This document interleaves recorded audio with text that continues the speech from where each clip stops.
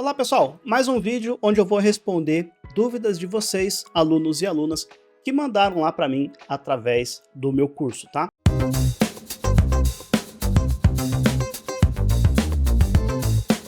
Então, novamente, estou aqui com o meu ovo e eu vou colocar aqui 15 minutos. Meu Deus, o microfone está possuído. Opa, 15 minutinhos rodando. Vamos lá. Bom, primeira pergunta que eu tenho aqui, Rudinei Mesquita. Ele me fez a seguinte pergunta: relação de recursos em PDF. Professor, bom dia. Sou iniciante em HTML e CSS e vejo que são muitas tags. Existe algum PDF que contenha relação dos recursos de HTML e CSS? Minha resposta: você sempre pode procurar no portal da MDN, é a fonte mais confiável, bastante completa que você vai encontrar na internet. Mas além disso, eu tenho duas referências para indicar, é HTML Reference e o CSS Reference, tá? Posso deixar os links aqui na descrição para você conferir, bacana? Mas essas são fontes extremamente confiáveis. Não se preocupe em decorar tudo, tá, pessoal? Não se preocupe em decorar tudo. Isso é com o tempo, tá? Se você tentar decorar tudo de uma única vez, você vai ficar estressado, vai ficar estressada, vai atrapalhar o seu aprendizado. Calma, calma, vai tranquilo, tá bom? Com o passar do tempo, com a repetição, você vai fazendo uma, duas, três vezes, o seu cérebro vai te ajudar a memorizar essas coisas, tá? Não force para que isso aconteça, porque mais atrapalha do que ajuda. Bacana? Muito bem. Pergunta de Lucas Silva. Ele perguntou o seguinte: esse curso vai ser útil? Oi, eu sou iniciante em site e quando eu finalizar este curso eu me formarei um criador de sites, ganhar dinheiro com isso? Minha resposta é: não sei. Eu não sei se você, primeiro, vai ter, digamos assim, você vai se... Me fugiu a palavra, pessoal, desculpa lá. Você vai... Quando a gente assiste um filme, como é que a gente se identifica com o personagem? Então eu não sei se você vai se identificar com as tecnologias web, tá? Eu não sei se você gosta mais de back-end ou de front-end, tá? De repente você gosta mais dessa parte de lógica, mas você não curtiu muito o CSS, você não curtiu muito a parte da criação, por exemplo, ou ao contrário, de repente você se deu bem com a parte de HTML e CSS, mas não gostou muito ali da parte de JavaScript, da parte de lógica de programação, tá? Então, antes de você ser alguma coisa, você tem que experimentar, você tem que se dar o direito de experimentar, tá? Então vai com calma. Se você está estudando, se permita estudar, se permita aprender, sem aquela obrigação ou sem aquela pressão de ser alguma coisa lá na frente, tá? Vai com calma, tranquilo, tá? Então, dito isso, vamos para a próxima pergunta. Antônio Sérgio, estrutura básica de HTML. Mais uma perguntinha aqui de HTML. Boa noite, Daniel. Com o atalho da estrutura básica do HTML, Shift e o ponto de exclamação no VS Code, tem como deixar o default com o lang ptbr, alterando algum arquivo de configuração do VS Code, né? Olha, eu infelizmente já procurei isso e também não encontrei, tá? Se você conhece uma maneira e quiser compartilhar com a gente aqui nos comentários, vou ficar muito agradecido, e o Antônio Sérgio também. Legal? Muito bem, indo para frente, nós temos aqui a pergunta do Gabriel de Oliveira. Ele fez uma pergunta agora sobre JavaScript e sobre os parâmetros. Ainda tenho dificuldades para entender por que não dá erro quando passamos 2 parâmetros em uma função que aceita 3. Imaginava que isso era padrão das linguagens de programação. Não sei se vê isso em alguma outra linguagem, mas não era possível passar 2 parâmetros em uma função que aceita 3. Show de bola! JavaScript é uma linguagem fracamente tipada. Isso significa que você não tem, digamos assim, uma assinatura das funções. Outras linguagens, como Java, C#, sim, você tem uma linguagem fortemente tipada. Eu preciso tipar as coisas, eu preciso definir os tipos, inclusive das funções. Então, quando eu crio uma função, eu crio junto à sua assinatura, ou seja, quantos parâmetros essa função vai receber, qual é o valor de retorno, tá? Com JavaScript, não, a não ser que você utilize também o TypeScript, mas ainda assim dá para burlar isso, tá? Então, com o TypeScript, que é uma camada a mais ali para você trabalhar com JavaScript, você consegue criar os tipos. Então, eu consigo falar que uma função ela vai receber parâmetro número, por exemplo, e vai retornar um número ou undefined, um exemplo, tá? Um número ou um null, por exemplo, tá? Então, você consegue determinar esses tipos. No JavaScript puro, não. Quando você tem uma função que aceita 2 parâmetros, tá? e você passa 3, simplesmente o terceiro parâmetro é descartado. Você passa, mas ele não é armazenado em parâmetro nenhum, e aí você perde lá dentro da função, você perde. Se você tem uma função que espera, por exemplo, 3 parâmetros, e quem usa essa função passa 2, o último é undefined, tá? Então o último vai ser undefined por padrão. Então isso é uma característica do JavaScript, e é uma característica de ser uma linguagem fracamente tipada. Muito provavelmente, Gabriel, você já estudou uma linguagem fortemente tipada, por isso você achou que era meio que padrão, tá? E foi também justamente por isso que surgiram, né, ferramentas como o TypeScript. O type vem de tipo, né? Então TypeScript vem para criar essa camada de ser fortemente tipado numa linguagem que é fracamente tipada. Por quê? As facilidades de trabalhar com uma linguagem fortemente tipada é que você tem muito mais controle em tempo de desenvolvimento, não em tempo de execução, porque se você escreve uma função que, por exemplo, passa um parâmetro que aquela função está esperando, ou melhor, o tipo daquele parâmetro é diferente do que a função está esperando receber. Pode ser que esse erro, né, no JavaScript tradicional, JavaScript puro, pode ser que esse erro aconteça em tempo de execução, o que é o pior dos cenários, porque vai acontecer lá na tela do cliente ou do usuário, tá? Então, para isso que existe o TypeScript, você cria as tipagens corretinhas e daí, em tempo de desenvolvimento, antes de ir para o ar, antes de publicar o seu projeto, você já consegue identificar possíveis erros, tá? Aí que mora aí os benefícios do TypeScript. Próxima pergunta. Lucas Barbosa.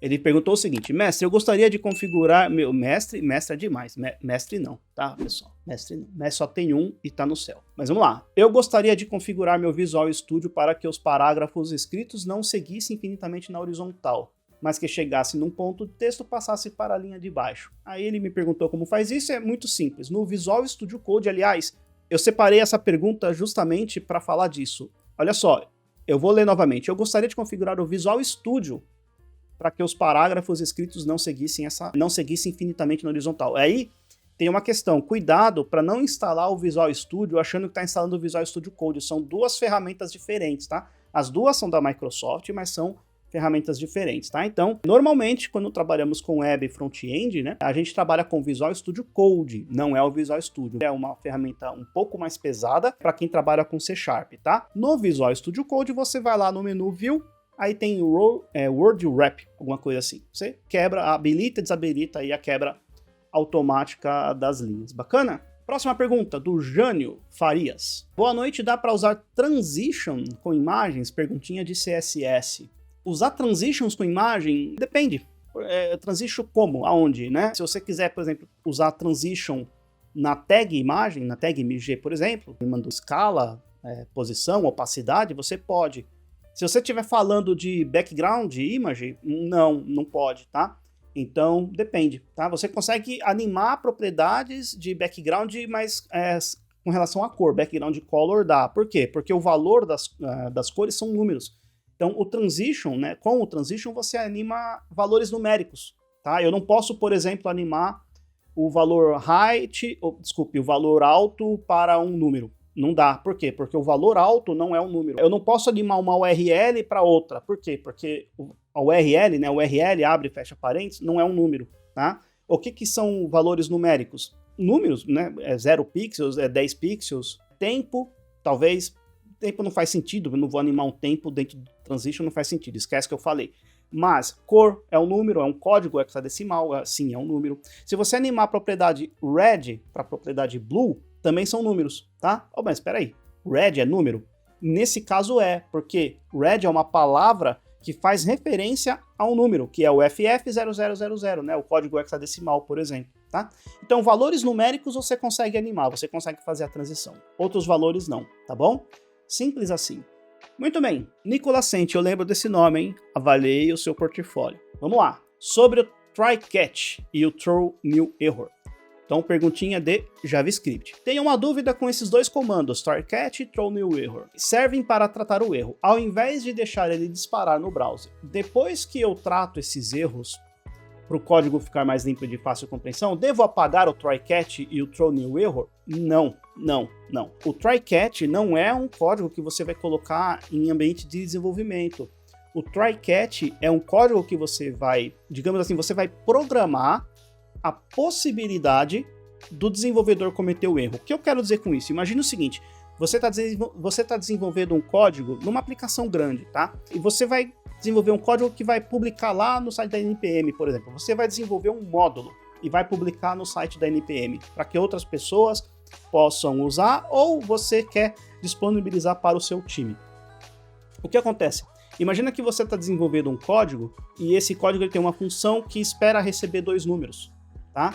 Quem vai usar essa função pode passar sem querer uma string, por exemplo.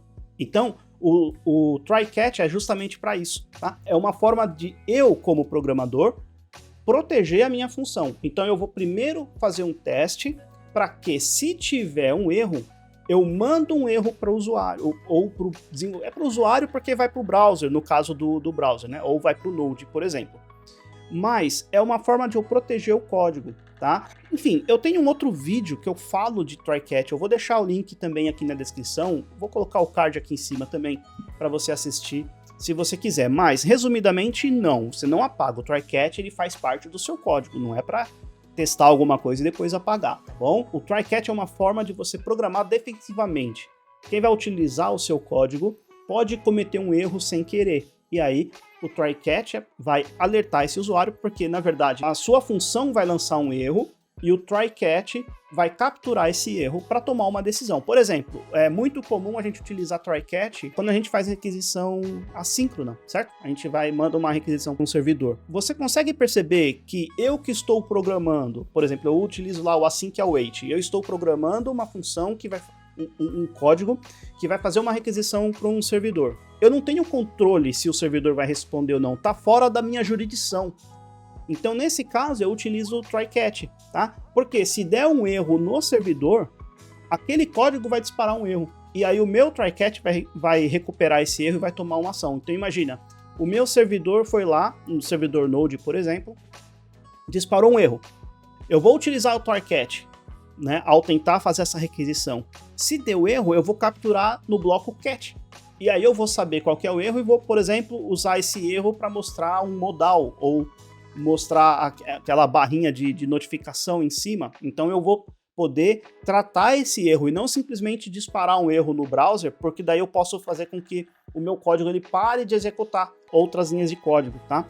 Então quando o JavaScript lá ele dispara um erro no browser, tudo que está embaixo dele não é executado, ok? Mas se eu estiver trabalhando com try-catch, não. Se esse erro ele for para o bloco catch, eu consigo tomar uma ação.